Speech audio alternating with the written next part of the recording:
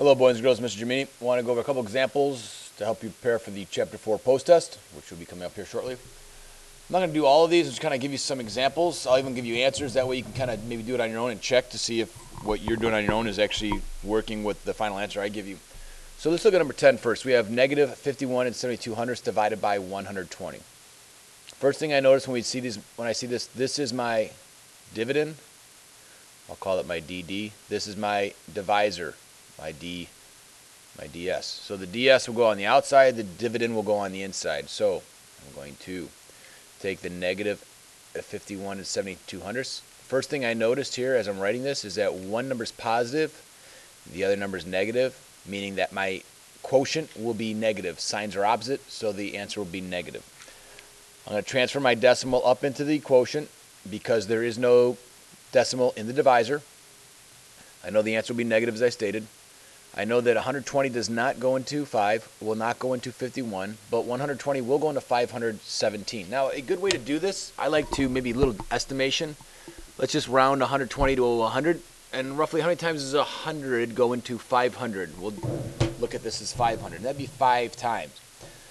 That's going to be too big, though, because I have this 5 times 2, which is 10, plus the one that gives me 60, so I'm going to try 4. So let's go 120 times 4. So 4 times 0 is 0. 4 times 2 is 8. 4 times 1 is 4. I will subtract. This is a 7. This is an 11. This becomes the 4. 11 minus 8. What is 11 minus 8? I think that is 3. And then I'll bring down the next digit, which is a 2. Now, what I'm going to look at is how many times does 120 go into 372? Or, again, think about the idea of estimation. How many times does 100 go into 300? This is close to 400, so I'm going to go 3 times. 3 times 0 is 0. 3 times 2 is 6. 3 times 1 is 3. I subtract. That is 2. That is 1. I have nothing to bring down, but there's always zeros that could fill these spots, so I will bring down a 0. 120 goes into 120 one time. So my answer for this would be negative 431 thousandths. Okay. Now, I didn't put a 0 there in front of the decimal point. I can do that. It doesn't need to be there, but I can do that if that helps you out. Take a look at another one here. Let's see here. Let's take a look at, I think that number 12 is fairly easy. If you can't see number 12 as quickly as I can, the correct answer for that would be negative, and I'll write it like this. That would be 5,000. So if you want to try to solve that by yourself at home and check, you're more than welcome to. Let's take a look at this one. Again, the first one is my dividend. The second one is my divisor. So the dividend will go on the inside. 48 and 75 hundredths divided by negative 25. As I said in the previous problem, I noticed that we have a positive divided by a negative. That means my answer would be a negative, so I'll put the negative here, and I'll transfer my decimal up into the quotient. I then ask myself, how many times does 25 go into 4? It doesn't go into 4, but it does go into 48. And it only goes in there once, because if I do twice, if I double 25, that's 50. So I'm going to subtract 25 from 48. That is 3. This is 2. That is 23. I need to bring down a digit, which in this case is the 7. How many times is 25 going to 237? Now, I can look at 237 as kind of like 225. How many 25s going to 225? I know there's 4 25s in 100, so that means 8 25s in 200. I'm going to go with, should we try 9?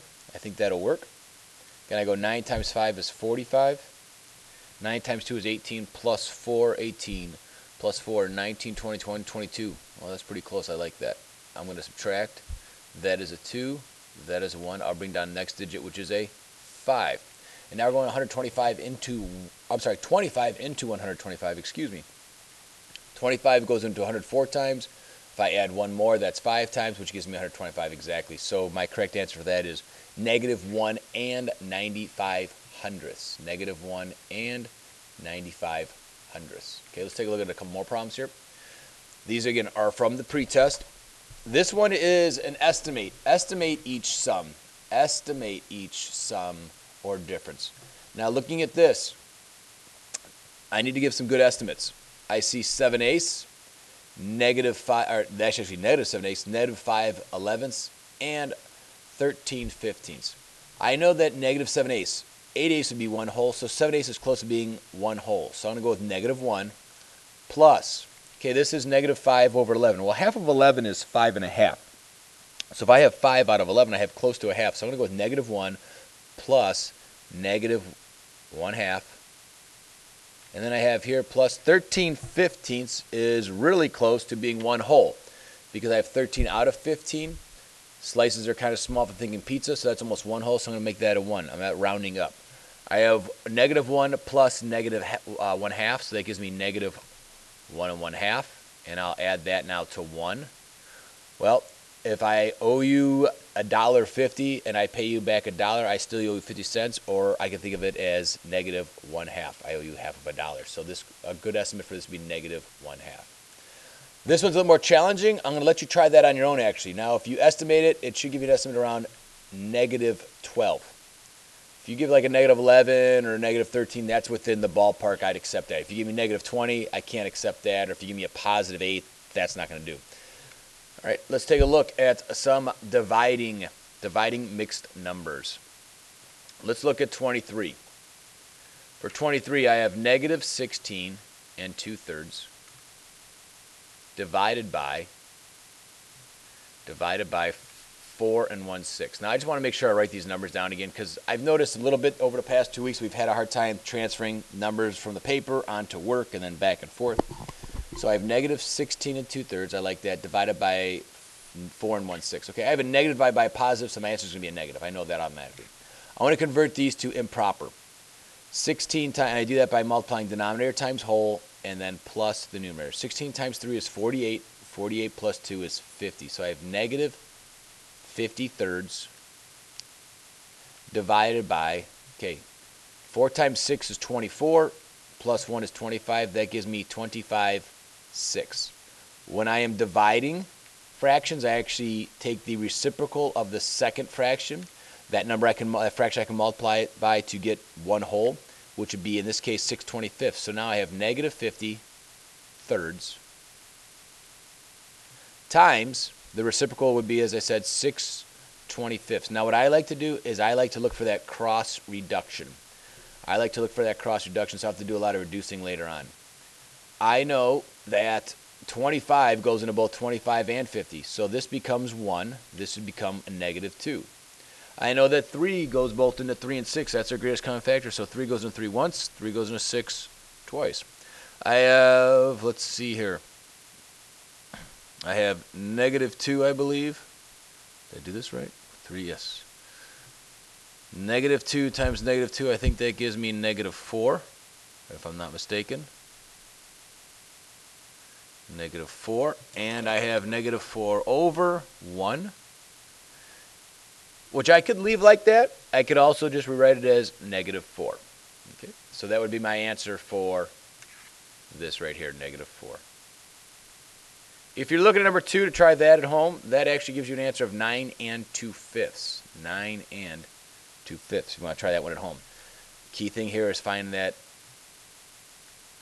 least common multiple, the common denominator for those two, and that'll help you out. And then you're getting that division, which means to multiply by the reciprocal. If I look at the last one, I have 3/5 divided by 5/6 divided by 1/2. I like to take this problem just one step at a time. So I'm going to focus on the 3/5 divided by 5/6, which means to multiply by the reciprocal of 5/6, which is 6/5. No cross reduction can be done. So I'm going to have 18/25. Now I'm going to take 18/25 and divide that in half. So 18/25 divided by 1/2, or I could take 18/25 and multiply it by the reciprocal of 1/2, which is 2 over 1. And again, I do not have any, excuse me, I do not have anything I can cross reduce. So this gives me 36 over 25. That cannot be reduced. Now I could also rename that as 25 goes into 36 one whole time. Denominator travels with us. It does not change. And I just go, because it goes one whole time, it says 36 minus 25 is 11, so I have 1 11/25. So that would be 1, and nothing's negative in that, so it'll stay 1 11/25. And again, I said you could also leave that as a improper, so you could also have 36/25. Yes. Okay, I think I have one more slide here. Let's take a look. Oh, no, I'm done. Hope this helps you out. Have a great time reviewing for the assessment, and I'm looking forward to seeing all your scores. Take care. Bye.